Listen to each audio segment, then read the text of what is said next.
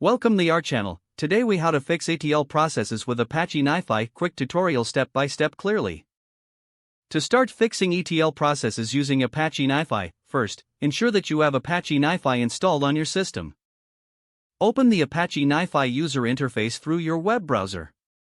Log in if required, and familiarize yourself with the main dashboard layout. Begin by identifying the existing ETL process that needs improvement. Locate the data flow that is currently in use within NiFi's canvas.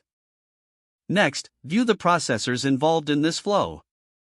Check the configuration of each processor by right-clicking on it and selecting Configure. Examine the properties of each processor to ensure they are set correctly for your data sources and targets. If you find any misconfigurations, update the settings accordingly. Consider the data formats being used and ensure that if there are performance issues, assess the number of concurrent tasks configured for each processor.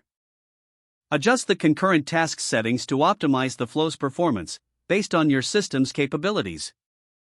Next, review the data routing and transformation steps in the process. If necessary, add or modify processors to include any missing transformations. To facilitate error handling, ensure that you have appropriate relationships defined for failure scenarios. Implement a logging mechanism by using the log attribute processor to track data flow and errors.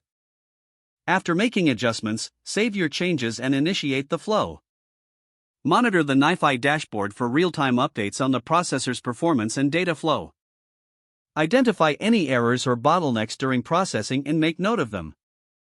If issues arise, revisit the configuration of the affected processors.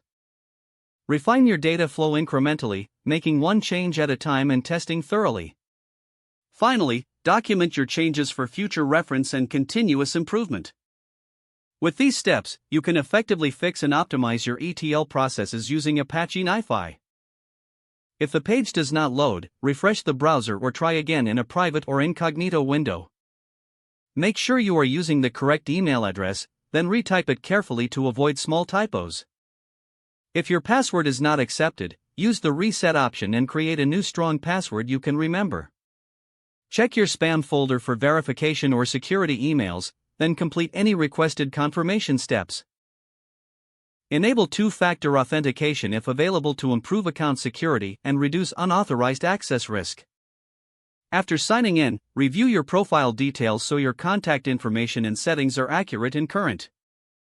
Don't forget to like this video and subscribe to our channel for more step-by-step tech guides.